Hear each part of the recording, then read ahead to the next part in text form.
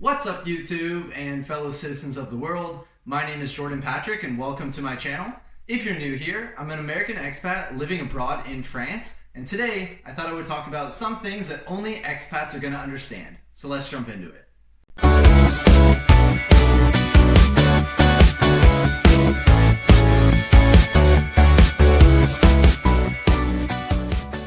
Okay, so this first topic is concerning the language of the place that you're moving to. So in my case, I moved to Paris when I was 23 years old, back in the day, and I was so motivated to learn French. But as a foreigner, trying to learn French and to speak French in Paris was difficult because every time I would say bonjour, they would hear the accents and then they would switch to English automatically.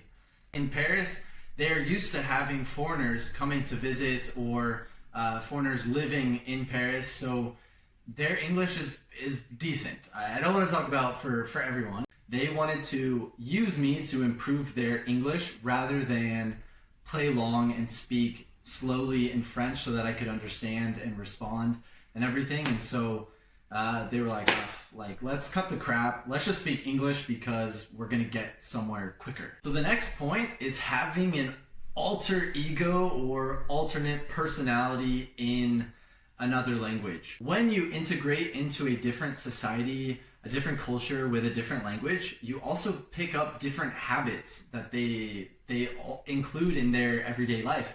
And so for me, I found myself being way more pessimistic because the French are so quick to look for the negative in things rather than the positive side. So instead of being optimistic, they're very pessimistic and very skeptic of what's going on. So yeah, I find myself doing the same thing, especially when I'm speaking French. Even if we look at the French language, like to say something is good, they say c'est pas mal, like it's not bad. So instead, they're more quick to say that something is not bad or it's okay, rather than to say something is good. If you say something's good, it's like a really big meaning.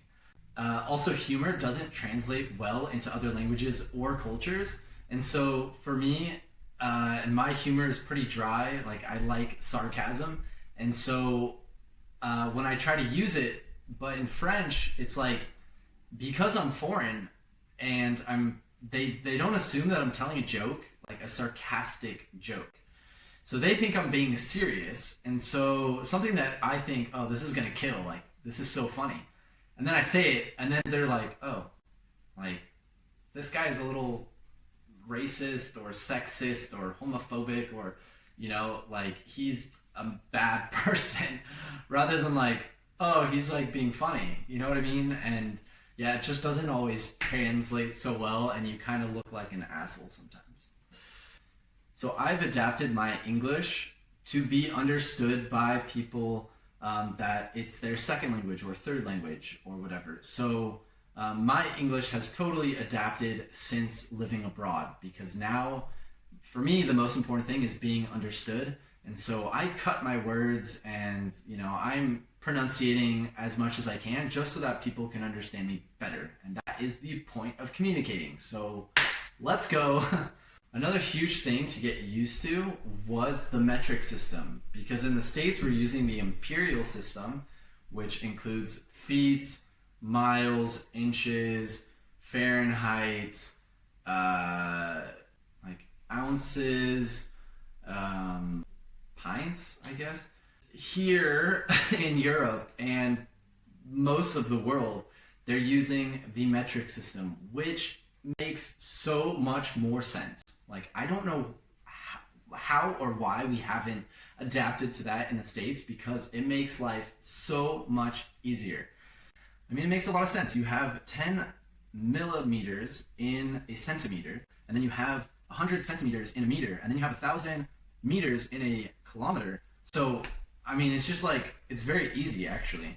And in the States with feet, inches, and miles, like, there are all these random numbers. And then Celsius, 0 Celsius is freezing. I mean, it makes sense. 0 is freezing, 100 is boiling. Like, how much easier can you get? The metric system, I love it for most occasions, except for cooking. I fucking hate this cooking, measuring, liter, metric, whatever bull crap that's based on weights and crap, whatever. I don't like it. If you did like this video and would like to see more, please like and subscribe. Also comment on some differences that you have if you've lived abroad or if you're currently living abroad. Until next time, à la prochaine. To the culture's règles. Oh my god, my English! Je voulais dire règles et habitudes, mais j'ai pas trouvé les bons mots.